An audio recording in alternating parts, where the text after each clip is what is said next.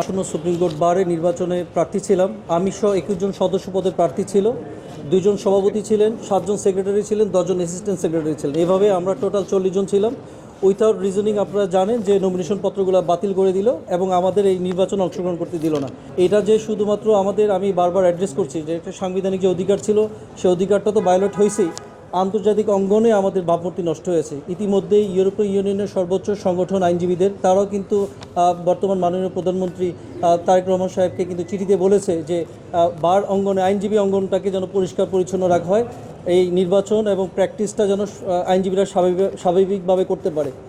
আপনারা জানেন ইতিমধ্যে ইউনাইটেড নেশনসে department of economics and social affairs they have set 17টা গোল তারা সেট করেছিল ইন্টারন্যাশনালি, এবং 17 গোলের মধ্যে 16 নম্বর গোলটা হচ্ছে piece, justice and strong institution, যেখানে অ্যাক্সেস টু জাস্টিস থাকবে, যেখানে লয়াররা তাদের ইনস্টিটিউশনাল প্রফেশনাল অ্যাক্টিভিটিসগুলো করবে।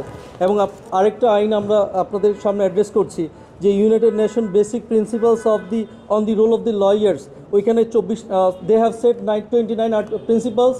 এই 29 প্রিন্সিপালসের মধ্যে 24 নম্বর প্রিন্সিপালস ইজ মোস্ট ইম্পর্টেন্ট। সেখানে বলা আছে lawyers shall be entitled to form and join a self-governing professional association to represent our institution.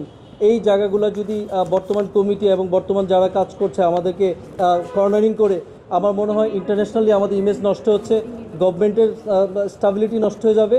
এবং আমরা চাচ্ছি যে অতি শীঘ্রই আমরা যে আপিলগুলো করেছি তারা ইন অ্যাকর্ডেন্স উইথ ল আমাদের আপিলগুলো নিষ্পত্তি করে আমাদের নির্বাচনের সুযোগ করে দেবে।